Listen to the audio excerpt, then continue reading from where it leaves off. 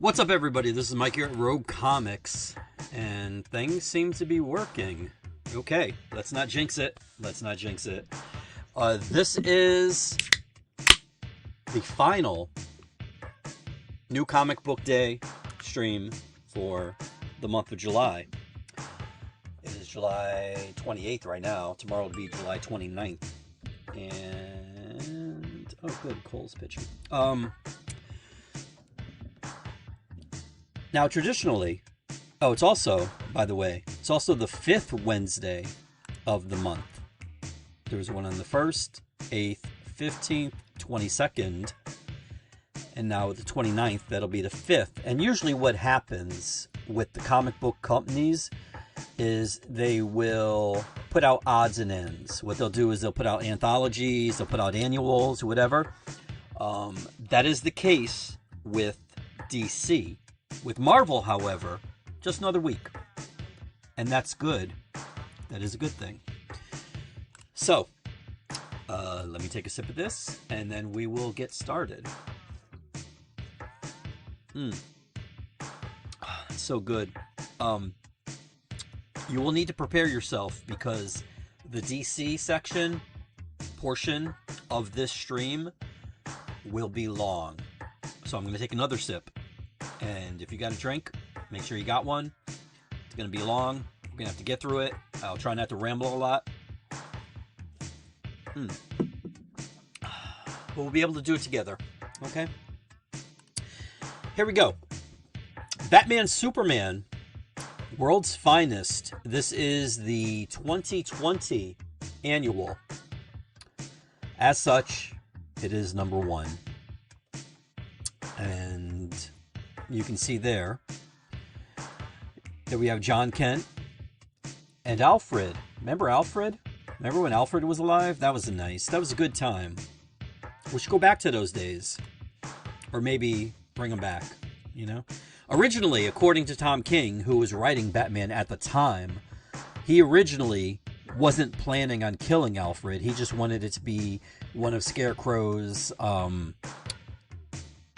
one of his, what's the word, like hallucinations, you know, the fear gas. And that was supposed to be Damian's worst fear. And DC, at that point, they were into doing a lot of edgelord type of shit. And they're like, you know what? Let's leave him dead. So that's what they did. Terrible. Terrible. Here we have Hawkgirl.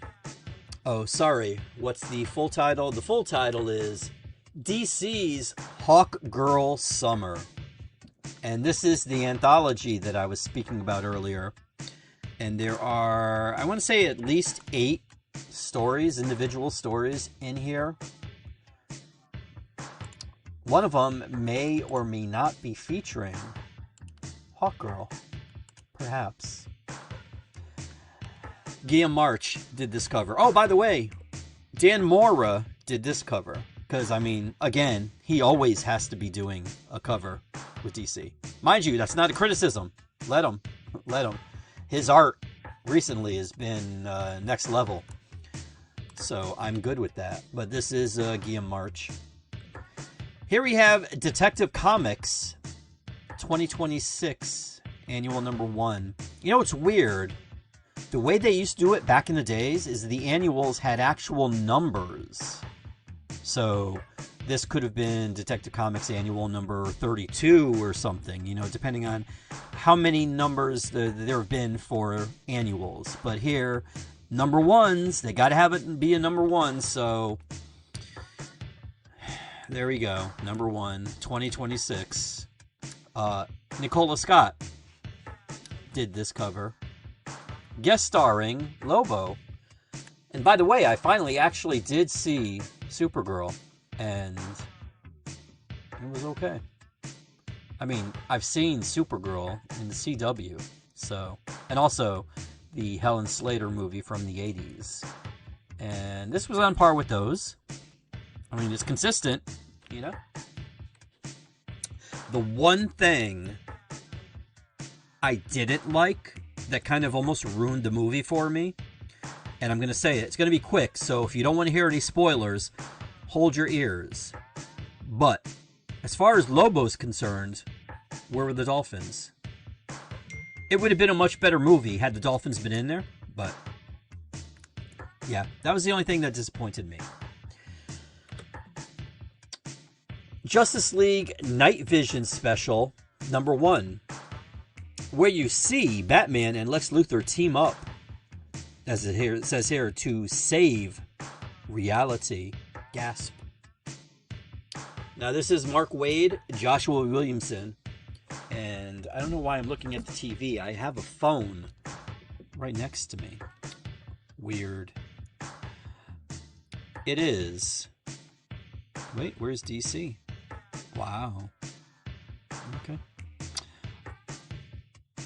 It is Josh Williamson. It is Mark Waid, Miguel Mendoza, and no, I think that's it. Yeah.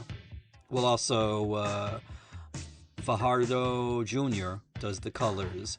Carmine Di Giandomenico did the cover, and the art in here is really good.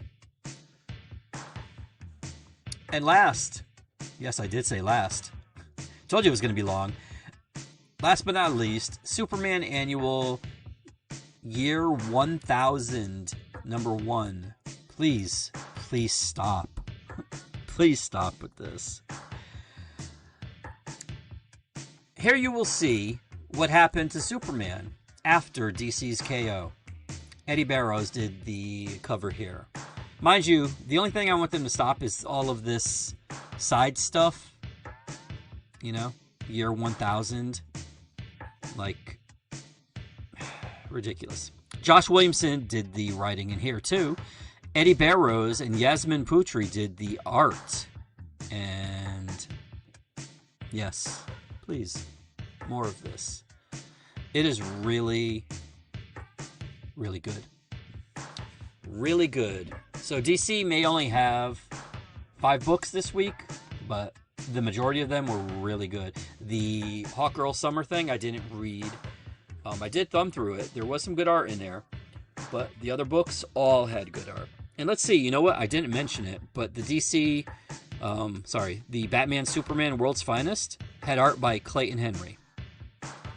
Dan only did the cover. Okay. Over in the MCU, who's going to have a busy week this week, thanks to a certain movie featuring a web slinger. Here we have Jessica Jones Alias #5.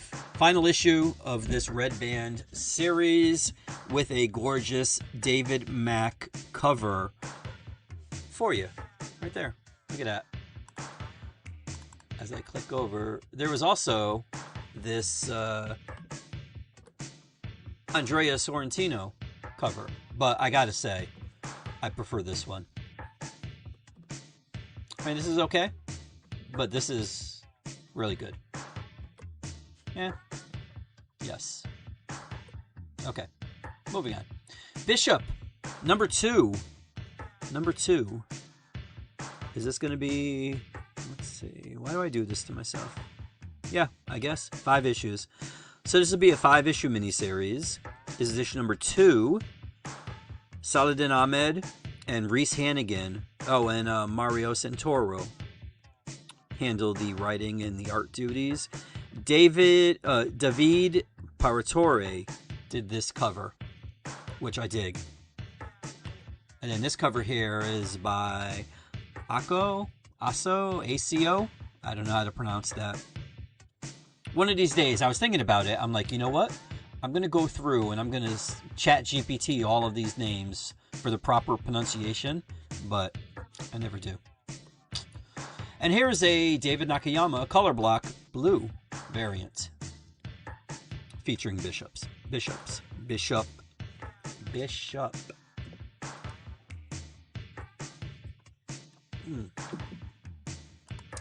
Need another drink. Daredevil. Now, you might have missed it. If you did, then this is for you.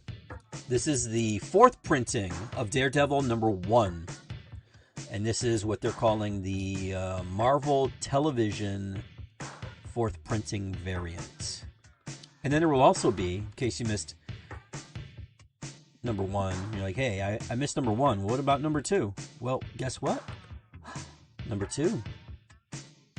This is the 3rd printing. And you're like, you know what? Okay, fine, whatever. You got number 1 and 2, tough guy. What about number 3? Guess what? Number 3. So you got the first 3 issues right here. Now, if you collect covers, then you're going to want these because these are different variants. But if you don't have 1, 2, or 3, this is your shot. They will be here for as long as they are here. Up next, we have Doom Quest number 3. Bet you didn't know Doom was part of this historical event. He was. You just didn't see him. And then there is this David Baldeon Nullbuster variant. This Luciano Vecchio homage variant. And now, let me just say, y'all know every week I got to mention it one way or another, the thumbnail. See, for me, the thumbnails are important because I like highlighting covers that I like or art that I like. Last week, it was a little more of, well, there's going to be a Spider-Man movie coming out, you know, the tie-in. That was the closest thing I will come to placating to an audience, because I don't do that other stuff that people say your thumbnails have to have, like red arrows or people making stupid faces. None of that bullshit. You will never see that. But I was like, you know what? Spider-Man comes out next week. I'm going to put Spider-Man on there. I could have done that for this week too, because there will be a Spider-Man book later on. But I didn't, because I did this, which would be another thing. This is the Alex Maleev variant for Doom Quest. This is a badass cover. Now, as you know, I don't like putting thumbnails with text on there. So see, this is a problem. It says Doom Quest on the top. It's got a little Marvel logo on the bottom there. Right then and there, that's like, those are red flags. Don't want to do it. So then I was like, okay, you know what? There's got to be a virgin variant. This cover is badass enough where they would do a 1 in 100 or a 1 in 50 or whatever for a virgin variant. So I went to Marvel. Nope, didn't do it. So then I Googled it. Didn't do it. So then I went to Instagram. Alex Maleev doesn't post things like this, virgin variants or whatever. Went to his Twitter. Hasn't posted there since last year. Kind of like me. So I'm like, this is ridiculous. So I got the image from Penguin Random House, which is this. And I looked for an AI thing, because there's no way I could do it justice as far as Photoshop. My Photoshop skills are not that good. And I found an AI thing. I forgot what it was called. AI, was that watermark or something like that? Where is it? I thought I kept it open to let y'all know. But you shouldn't know. You shouldn't know because you shouldn't do it. But I did it. I did it, and it came out not bad. I would not... I'm trying to find it. I thought I kept it open, but I didn't. See, I didn't even want... I didn't want that stank on me. But it looked good. If you saw the thumbnail, then you know what it looks like. It really did get rid of the Doom Quest and keep all of the elements underneath it. What would have done that even better is that if Alex had posted the logo-less cover. He didn't. So I was able to do it though, and this is the variant, which looks awesome in person. Generation X23 number 6 is here. Is this one right here. This is going to be a 10-issue thingy, I believe. Comic Geeks only has 9, but I'm almost positive it's 10. But Jody Hauser did the writing. Emilio Laiso did the art. And Partha Pratim Sarkar did the cover. Okay. The Mortal Thor, not immortal, just mortal Thor, number 13 is right here. And oh, okay, I think this is the final issue. There isn't a number 14 on Comic Geek, so yeah. It's also, oh, that's why, that explains it. This is legacy number 799. Guess what they're gonna do? If you guess that they're going to make like a triple-sized issue with like a ton of covers for number 800, you're right. Al Ewing, Juan Cabal, and Alex Ross did the cover. It's a shame that Pasquale Ferry didn't do the art as he did with the other, the majority of the other issues. But this will bring us into Thor number 800. Let me see. You know what? Let me flash forward ahead and see what we got here for a second. Nope. There we go. August 19th. Oh, they're not waiting too long, are they? So August 19th. Oh, they're only doing 8 covers, 8 variants. 1, 2, 3, 4, 5, 6, 7, 8. Oh, they're restraining themselves. Unlike with Spider-Man. But yeah, so in 2 weeks, we will be getting a Thor 800. But this is the final mortal Thor. Oh, look, here's a Mike Allred variant. Love his stuff. Then we also have this Ain-Hyuk Lee. Somebody pronounced it. I heard how they pronounced it. You know what? Hold on. Because I don't think that's exactly how you say it. How do you pronounce H? I don't know how to spell it. I-N... Damn it. Where is it? There it is. I-N-H-Y-U-K. Lee. Artist. Thinking. Rhyming roughly with Ain-Hyuk. Ain-Hyuk, or Ain-Hyuk, like in. Okay. In sounds like the English word in. Hyuk sounds like yuck, like with a quick, light guttural or aspirated H sound before the yuck vowel. Oh, and Lee is pronounced as Lee. Thank goodness for that. Okay, so Ain-Hyuk Lee. There we go. And this is the Marvel Snap swimsuit variant, featuring. Oh my God, I'm drawing a blank. Enchantress. Thank you. Oh my goodness. Queen in Black. Defenders of Light and Dark, number 1.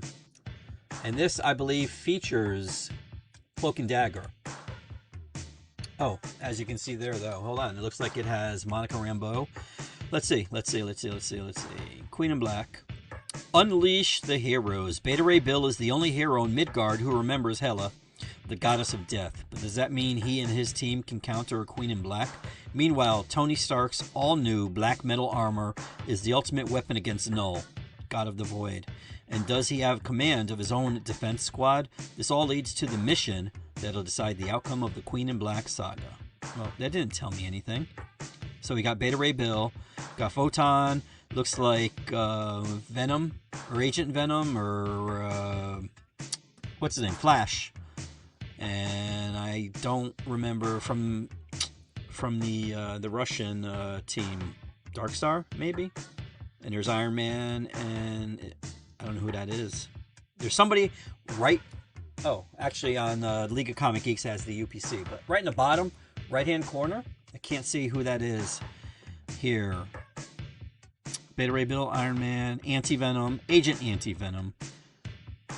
Looks like Cable, Cloak, Dagger, Darkstar. I was right. Photon. Oh, Sunfire. That's Sunfire? He needs a new costume.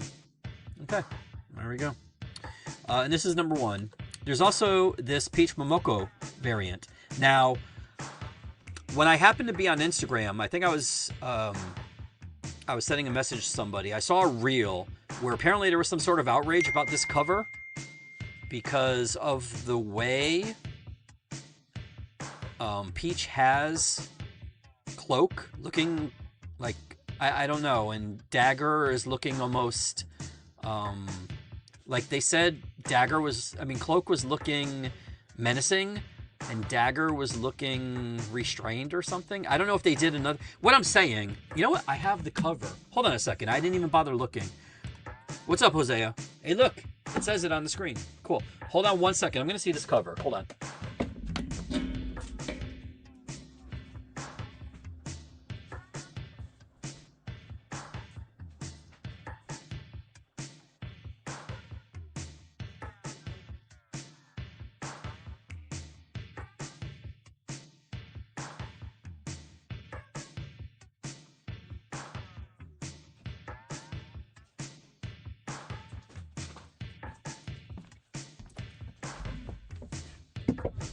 Okay, so apparently this is the cover, but I saw something on Instagram where somebody said that the reason that they drew this was sort of kind of racist towards Cloak because of the way he is and the way like Dagger almost looks submissive or something. Like, it was something ridiculous. This is ridiculous. I feel like I'm losing brain cells talking about this because I had to see this, so y'all are going to have to hear what I sit through and watch this. Because I'm like, why are they talking about Peach Momoko being problematic? Because she's not. But whatever. I don't think there's anything wrong with this cover. I don't know, maybe this Cloak and Dagger's relationship has always been symbiote. Like, Cloak needs Dagger. Dagger feeds Cloak with her light. At least that's how it was back in the day when they first appeared. I don't know what they've done to them now because they tried to make them mutants and everything. But back in the day, they were symbiotic. And they needed each other. They were runaways. And they were experimented on. I think it was Roxxon that did it. But I don't see any sort of subservience or anything like that. Like, you know, they protect each other. What the hell? I don't know. People have a lot of time on their hands, and they really should stay off the internet. That's the main takeaway from this, okay? Other than this nice Peach Momoko cover right here. Ridiculous. This is Queen in Black, Hella. And I believe this is number 1. Why do I believe this is number 1? This cover is by Pasquale Ferry. Oh, nice. And Al Ewing did the writing. And Carlos Magno did the art. And then we also have this. This is a pretty awesome cover too. This is by Carlos Magno. So if you like this cover, then what you see here is on the inside. And then look, it's another Peach Momoko cover. Look at that. This is problematic too, because reasons. Idiots. Rocket Raccoon. Rocket Rewind, number 1. Now, the last time we saw Rocket was in Spider-Man. And I don't exactly remember what the end result of that was. I don't know where he is now.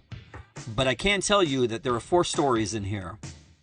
And you got one by Bill Mantlo, which is a vintage story. Christos Gage, J.M. DeMatteis, and Mackenzie... Oh, God. Cadenhead. Okay. They have it configured on Comic Geeks in a weird way. As far as the art is concerned, let's see. There are 4 stories. This one is... Oh, Keith Giffen. Okay, so yeah, that's the OG story. Then there's one by Sean McManus. And then there's one by Enid Balam. And then the first one is by Todd Nauck. And the cover... is by Ryan Stegman. And that's an awesome cover right there. You know what? I should have probably did this, but Doom. I mean, that Doom cover's next level. But yeah, there are 2 other covers for this. There's this Mike Mignola cover. And then there is this David Baldeón cover. Now, that, I want to see, hold on. Because that, to me, although he's only on the cover, I don't know if they would list him. No. That looks like the dude from Star Wars. A little. The rabbit there on the bottom. But I don't know. Hopefully they do something with Rocket and Groot. I don't know where Groot is either. The Guardians, for that matter. Spider-Man. The Spectacular Spider-Man Brand New Day. Number 3 of 5. I'm assuming. This is Dan Slott and Marcus Toe. Also, Marcos Martin and Phil Jimenez did the cover. Phil, you got to do something inside, dude. Love his stuff, but he doesn't do enough. Every once in a while, he'll do something Titans or Wonder Woman related. And I want to see him do some more. Because, definitely. Here we have a Rachel Stott, I think is her last name. Stott, S-T-O-T-T. Yep, Stott.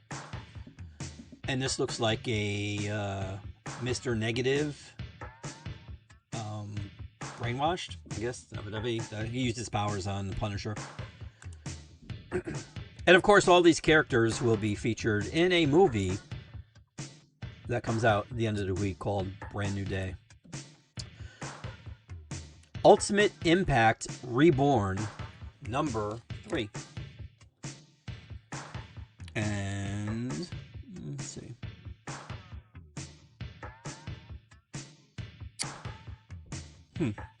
Well, it looks like there'll be 5 issues of this. And this is the halfway point. This cover right here is by Lionel Francis Yu. The writer is Chris Condon, and the art is Stefano Caselli. It's so good to see Stefano when he's not doing stuff for Bendis. It's so good, truly. What If Spider-Man, number 1. What if Spider-Man? What if Spider-Man? The true what if is, what if Kraven survived his last hunt? So technically, this isn't Spider-Man. This is Kraven. But DeMatteis and, oh boy, I don't know how to pronounce this one. Let's see.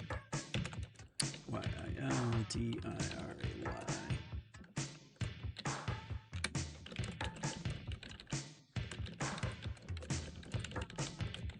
I don't want to slaughter it. Let us see. Oh my goodness. Yildirane Chinar. Okay. That's who does the art. I haven't seen it, so I can't tell you how it is. But that's the individual drawing. And James DeMatteis did the writing. Cover art by Lucas Vernick. I like this one. This one, in theory, I should like it. I don't dislike it, but I don't know. I'm just not feeling this one as much. But this one here is by Stonehouse, and they're calling it the Stonehouse Homage variant. 100 no prize points if you can tell me what they're homaging. And then we have this one. This one is, I like this one. This one is by Chinar. And this is from Kraven's Last Hunt. An homage. So I don't know why they don't call this the homage, even though this is an homage. Oh wait, I was like, wait a minute. Yeah, there are 2 variants for this, okay. Up next, we have X-Men number 34 with Juggernaut on the cover, and that is by Tony S. Daniel. The art is by Greg Land, and the writer is Jed McKay. Why couldn't they flip it? I wouldn't mind Greg Land doing the cover, as long as Tony was doing the interiors, but the other way, Not really a fan.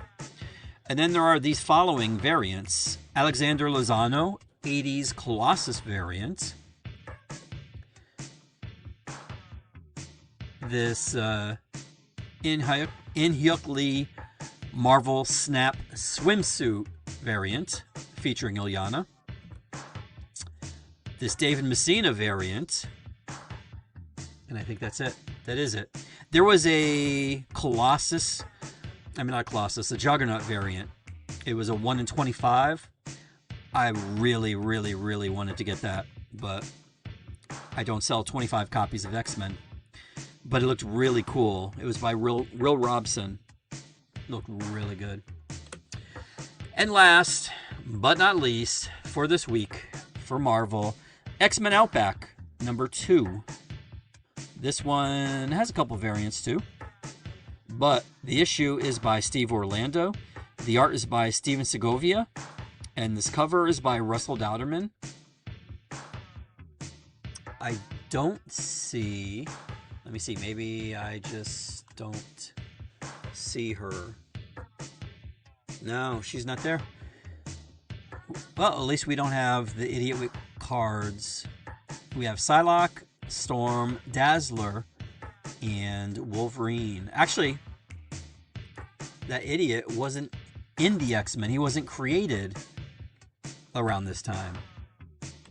The good old days. Here we have a David Nakayama color block blue variant. And lastly, this Fanyang variant.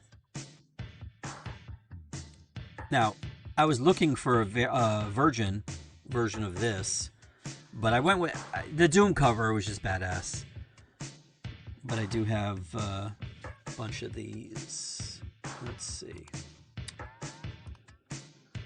Over in the indie world, we have this.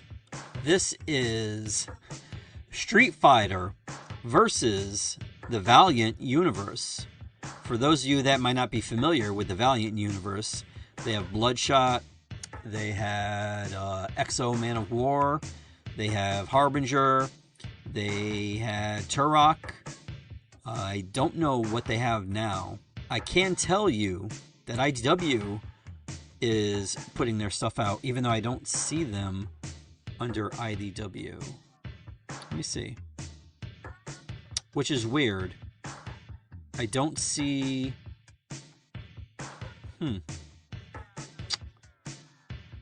I don't see Valiant here. Let's look it up. What is it? Street Fighter.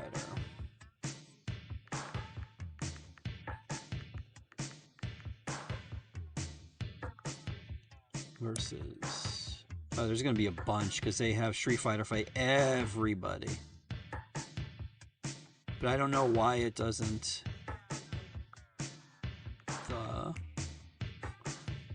Oh wait, VA. I put VA. Duh. Versus the VALINT. There we go. Oh, apparently this is going to be... Oh, it's under Alien Books. Okay.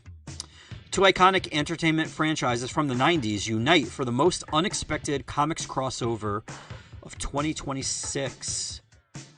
Cammy, from Capcom's best-selling fighting game franchise Street Fighter, collides with the nanite-infused super soldier Bloodshot from Valiant Comics in this special crossover one-shot. Okay. Writer Tim Seeley and artist Alfredo Cardona bring you the main event in this special issue full of action and excitement, plus an 8-page backup story featuring Ninjak versus Dalsim, a wild fantasy-fueled duel by Timmy Heeg and Rocio Zucchi, I guess. Okay. This cover here is by Filippo Curzi. Then we have this cover here. This one is by, where is it? Jonas. Okay. Oh, Yona Sora. Why does it say Jonas on the label? Then we have this one by Marco Itri. Oops, where is it? Sorry, I didn't hit it. There we go. And then this last one by Nubovich. I like this one, but it's weird. Look at Bloodshot's body, and look where Cammy's foot is. I don't know if it's me, but it looks like his bottom half is ahead of his upper half, right? Is that just me? Can you see that? Put a 1 in the chat if you can see that. I don't know. I'd have to go with maybe this one. This one looks good. And last but not least for the week, this is it. This is the final book. We have Teenage Mutant Ninja Turtles Saturday Morning Adventures. This is cover A. And I'm trying to see who did it because I got to get back to where I was. Where is IDW? There it is. This one is by Sarah Meyer. And then this cover here is by Eric Hunting. No, wait, no, my bad. Sorry. This is Chips Gowo, I guess. And the story is written by Eric Burnham, and the art is by Miss Meyer.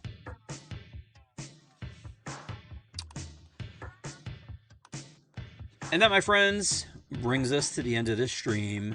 Where are we? 36 minutes. Not bad. Those of you that hung out for the entire 36 minutes, thanks for doing that. Thank you for the like. Appreciate that.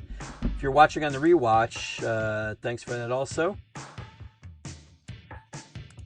Tomorrow is New Comic Book Day. Have a great New Comic Book Day.